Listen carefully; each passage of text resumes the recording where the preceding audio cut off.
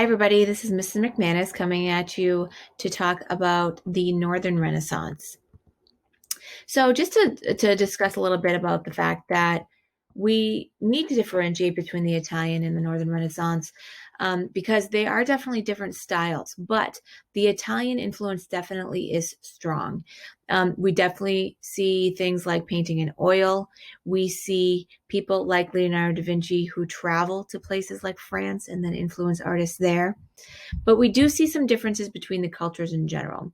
So in Italy, the Renaissance is, change was inspired by humanism, right, with its emphasis on reviving the values of classical antiquity. But in Northern Europe, the difference is that this change was really driven by religious reform. And so you're going to see this particularly as we're going to start delving into the Reformation. And so, what we also see in the Northern Renaissance is that we see more princes and kings are patrons of artists. Whereas in the Italian Renaissance, it could have been maybe anybody that had a lot of money, like merchants and other political leaders, particularly too. But we do see a difference here. So, in talking about some of the characteristics of the Northern Renaissance, you definitely see a continuation of attention to details that we did see in the late medieval era. We see a tendency towards realism and naturalism, and this will become quite apparent as we look at some of the paintings. There's an interest in landscapes as part of portraiture and then sometimes separate than portraiture as well, and more of an emphasis on middle class and peasant life. In fact, if you're ever waffling between, looking at a painting, it's Renaissance and you say, is this showing peasants or is this showing, upper class people? If it's showing peasants, assume that it's most likely Northern Renaissance art. And then we are also going to look at some details of domestic interiors as well that make them quite fascinating. And of course, incredible skill in portraiture. And we'll see some examples of that as well. Now, let's start with the Flemish realism. So here we have Jan van Eyck, and he was a court painter, as you can see, at the Duke of Burgundy. And he was just one of the most one of the first in the Northern Renaissance, really, truly.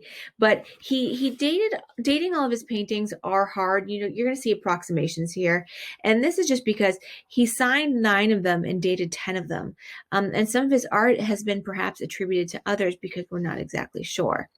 So here we have the Virgin and Chancellor Roland. So again, if we're thinking of the characteristics of the Northern Renaissance, look at, of course, at the detail of the woman, the child, and the man, and then even the angel in the background. But then look at the landscape behind and the rest of the interior detail of the room as well. And these are some things that we don't necessarily always see in some of the Italian Renaissance paintings. And then we have a very famous altarpiece called the Ghent altarpiece. And this is called the Adoration of the Lamb. And this is, of course, attributed to him, although it could have been his brother. It's kind of hard. But either way, this is such an important masterpiece of the Northern Renaissance that they even talk about the return of the Ghent altarpiece to Belgium at the end of the World War in the Treaty of Versailles, because it was taken during the war. And so a masterpiece, like I said, of Van Eyck. And then we have the Crucifixion and the Last Judgment. And what becomes really interesting, I think, about Northern Renaissance painting too, is that we start to see on the left-hand side that these people that are all surrounding Jesus as he is crucified take on sort of a visual depiction of perhaps what somebody during the time of Van Eyck might have actually looked like, right? So we're talking about a woman with a particular head covering that might not have actually been the case in the times of Jesus of Nazareth. Now, this is perhaps one of my favorite paintings of Van Eyck. This is called Giovanni Arnolfini and his wife, and it's a wedding portrait. Now, art historians, people just in general, love to digest and think about this painting a lot and look at the details. For example, it seems that the wife is perhaps pregnant because of the way she's holding her stomach, and then, of course, her stomach looks bigger. But that's potentially not the case. That actually might just be the style of the time, is what a lot of people thought. And Van Eyck just put some really super awesome details in here, and so let's look at a few of them. First, there's a mirror in the back. And in that mirror, you can actually see the back of the couple and what looks to perhaps be the person who's painting them. In addition, he actually put right above the mirror here I guess graffiti, for lack of a better word, right? And supposedly it says Jan van Eyck was here in 1434, which is of course why we know the details of when this was painted. But then also look at the coloring and the details of the chandelier, just pretty incredible. Now, moving on to another influential artist during this time was Rogier van der Weyden, and this is called The Deposition. And this is, of course, Jesus of Nazareth being taken off the cross. And then you'll see that we have here, again, if we look at some of the close-up details, a really detailed look at each of these women and their sorrow, of course, at the death of Jesus of Nazareth. But again, kind of taking on that look of perhaps some women who might have lived during van der Weyden's time and not necessarily those that perhaps lived during the time of Jesus of Nazareth. Here we have Quentin Massey's. This is one of his most famous paintings, and people apparently this is in the National Gallery in London, and this is one of the most visited paintings that people like to go see. So we think that Massey's was influenced perhaps by Da Vinci, and Thomas More, who was a contemporary of his and lived in England at the time, called him a renovator of the old art. So this one is called The Ugly Duchess, and this is also very hotly contested as to what was the purpose of him painting this. Some say that this was a satirical kind of painting that he did to try to show an older woman trying to recapture her youth and look younger than she is. Some say that this is a depiction of a woman with a particular disease called Paget's disease, which is actually a malformation of the bones. But we're not really sure. But either way, this is a pretty popular painting, as is this next one. And again, this is probably one of my favorite Northern Renaissance paintings as well. So this is Massey's The Moneylender and His Wife. So the moneylender, of course, is on the left and the wife is on the right. And let's look at some of the details in this painting here. So the symmetry of this painting is very interesting, right? You have the two figures at the forefront and the center of it, right? And it focuses your attention on them. The man is, of course, busy weighing the pearls and jewels and so on. And the wife looks like perhaps, in fact, she was reading, perhaps even a book of devotion, because you can see the Virgin and Child on the pages of the book. And then, just like you saw in Van Eyck's painting earlier, you have a mirror placed. So let's look at the mirror. And then we have the money here. In the mirror, it's hard to see. Is that somebody else who is there, who is perhaps taking in this scene? We're not exactly sure, of course, right? And then, of course, look at the details of the pearls, of the money, and just the incredible, well, I guess for lack of a better word, detail that he put into this particular painting. All right. Moving on to France, just because I don't want to make this the longest screencast ever. So France starts to see, if you will, influenced by people like Da Vinci and other Italian Renaissance artists, partially because the French had actually invaded the Italian peninsula in the late 1400s. But the most important royal patron was Francis I. And Francis I definitely encouraged humanistic learning. He had Da Vinci come and stay in his court, and other artists as well.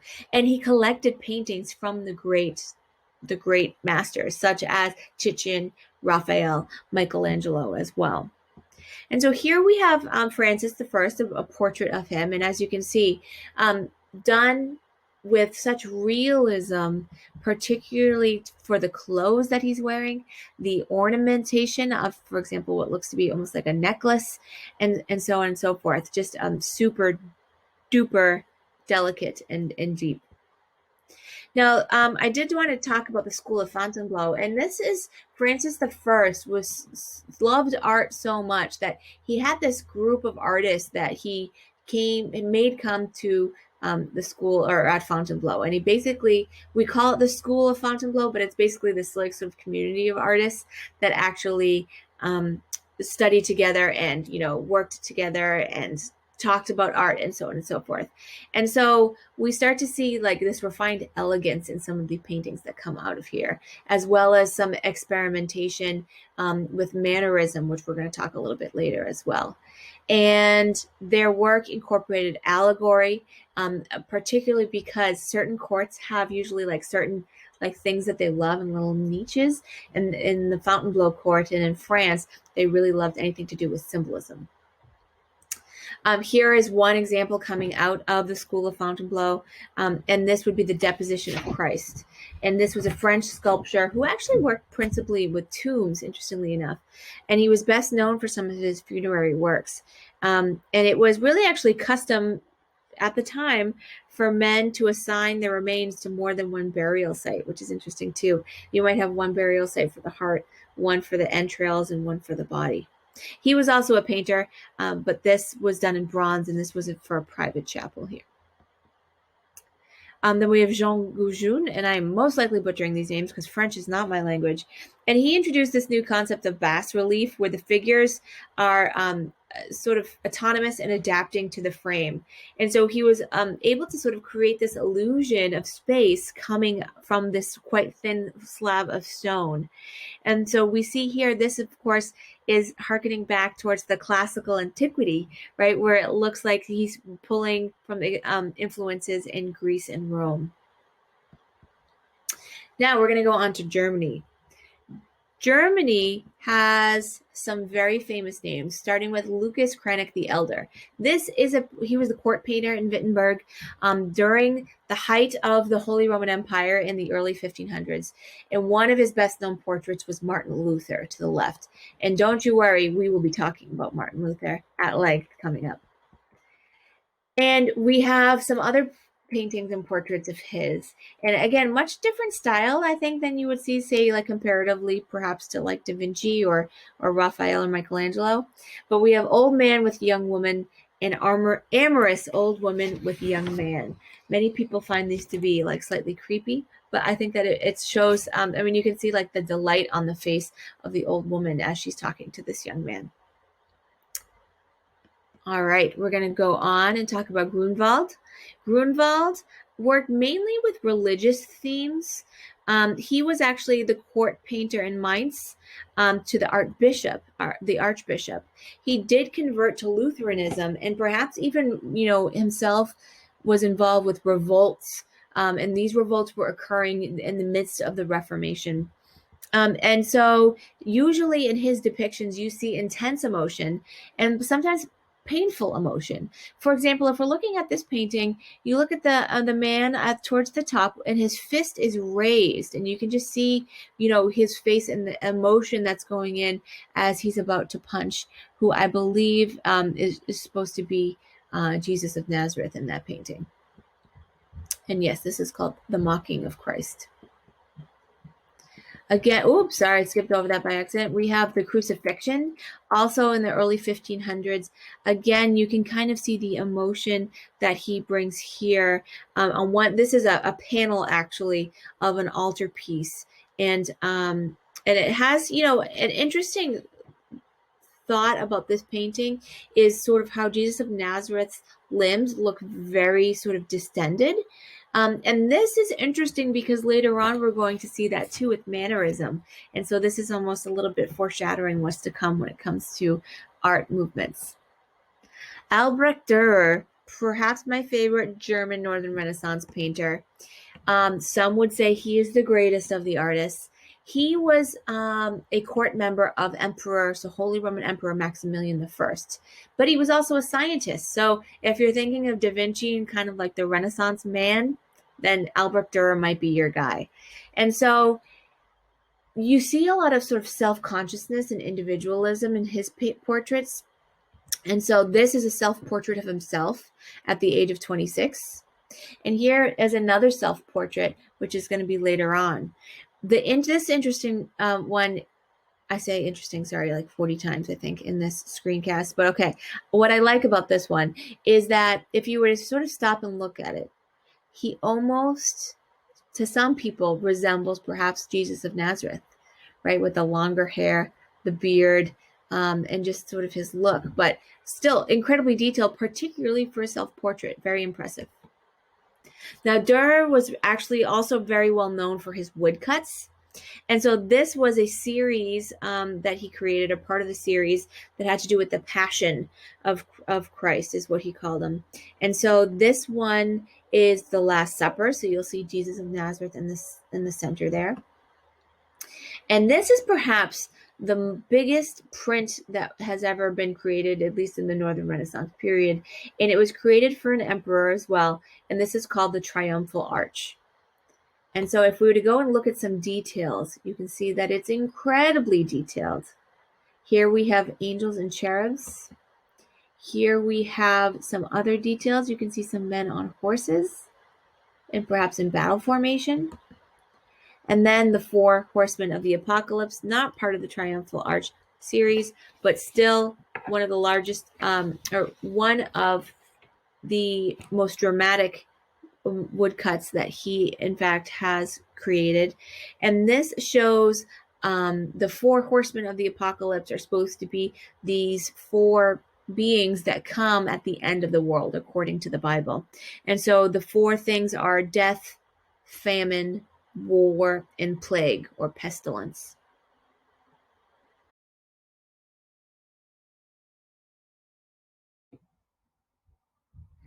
All right, on to the next part of the Northern Renaissance is talking a little bit about England.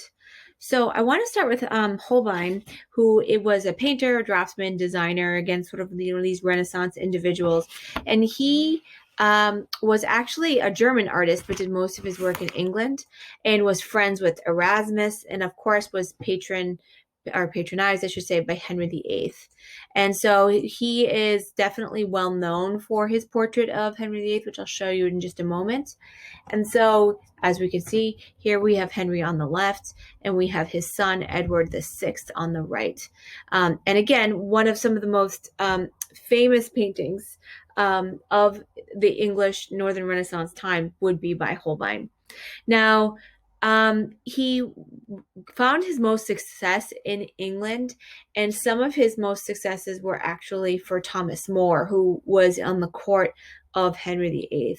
And then he did perhaps as many as 150 portraits in like the short amount of time that he was actually with Henry VIII, and these were for nobility and royalty and alike. Now, one of my favorites of his is called The Ambassadors, and this is in 1533, and these are actually French ambassadors to the English court. And so there's some really interesting things about this one. For example, you can actually see, if you were to look at this in a sideways, if you sort of tilt your head a little bit, it is actually a skull.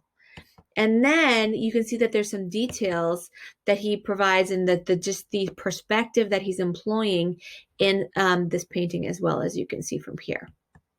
Now, the English were definitely more interested in architecture, and so some of the biggest things during the Northern Renaissance time period was actually in architecture versus paintings. As we can see here, this is Hardwick Hall. And then we have Burghley House. And the Northern Renaissance does actually go more into the Elizabethan era as well, so we're talking mid to late 1500s as well. Now, going under the Low Countries, and if you're wondering where the Low Countries are, this would be Belgium, the Netherlands, Luxembourg as well. And so one of the most famous is Hieronymus Bosch. And I'm going to go kind of quickly through him because, you know, he's got lots of paintings here, but his were definitely like more, I don't want to say surreal or abstract, but you'll kind of see what I mean. He definitely had more of a pessimistic view of human nature and a wild imagination, as you're going to see in some of them. Did not really think about perspective in the way that a lot of other painters do. Most of his figures are pretty flat. And he was actually even more of a landscape artist. As I'm going to show you, you know, the scenes that he'll paint are definitely not like meant to be portraits of those individuals. And he was actually admired by Philip II of Spain, for example. So here we have Hieronymus Bosch with The Cure of the Folly. And then moving on, we have the Garden of Earthly Delights. Now, this one, I actually encourage you to Google it and like so you can zoom in a little bit better because it's kind of incredible. And there's so much of this painting just to digest. I feel like you could look at it for an hour and still discover some new things. So here's a few close-ups and stuff. So, for example, here we have, oh gosh, it's hard to know for sure, but perhaps a mouse who is eating a human body and sitting on a throne of some kind. And then you have another human body down here that almost resembles Eve in a way, right? And that perhaps that is Satan coming to take her away. But yet here on the other hand, is this a human body, like their bottom over here? And then over here we have just all these figures, right? Which is just kind of incredible to think about. For this was the year 1500. If we were to juxtapose this with, say, like a Michelangelo painting, right? A lot different, as you can tell.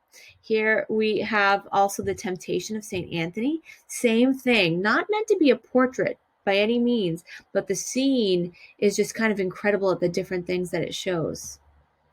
Now, moving on in the Low Countries, we have Peter Bruegel the Elder. He, well known in Belgium, and that's where he worked or did a lot of his work.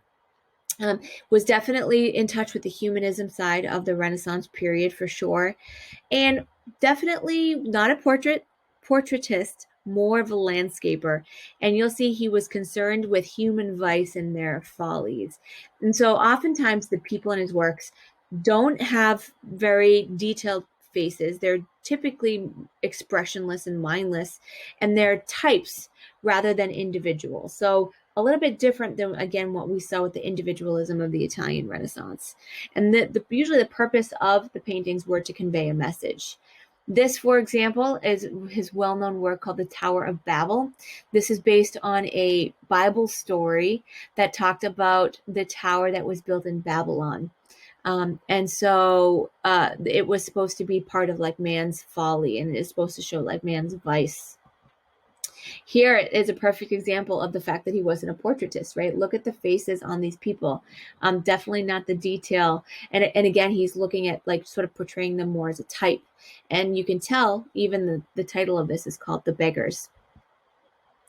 Here we have a parable of the blind leading the blind. Again, this is a parable that has Christian biblical antecedents here.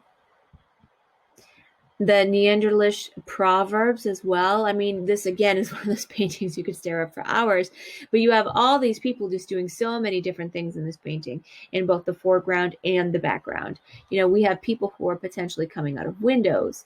We have people down here working.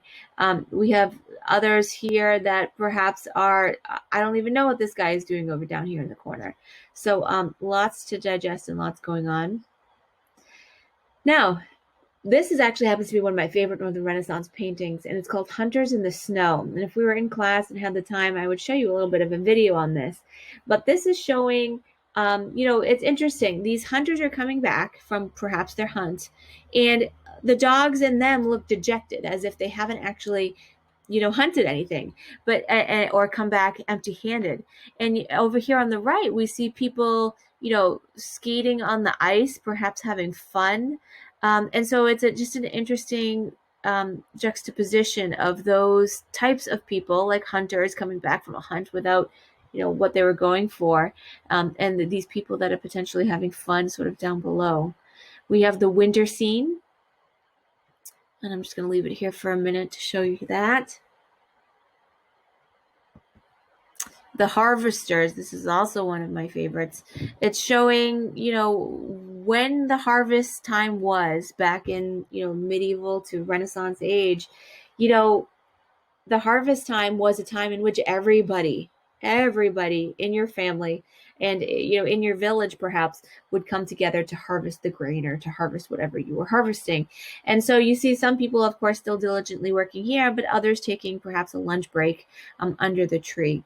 And again, as I told you before, the Northern Renaissance, one of the ways that you can sort of figure out whether it's a Northern Renaissance painting or a Renaissance painting is really to figure out, okay, is it peasants, or is it lower class or middle class people, or of course, is it upper class? Now, lastly, I'm going to talk about Spain. Interestingly enough, one of the most famous Spanish artists of this period wasn't actually Spanish. His name was Domenicos Theotokopoulos, otherwise known as El Greco. El Greco means the Greek in Spanish. And that could have been because they couldn't pronounce his name very well or just decided not to. I'm not really sure. But typically we call him El Greco.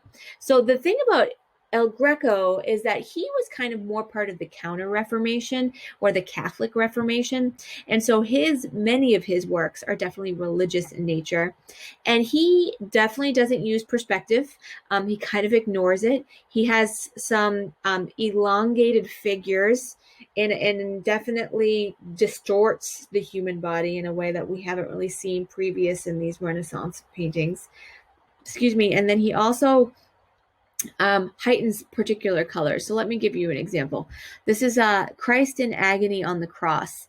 So as you can see, I mean, the body of Jesus of Nazareth is incredibly elongated, right? That doesn't have the realism that we see in other Renaissance artists, perhaps during this time.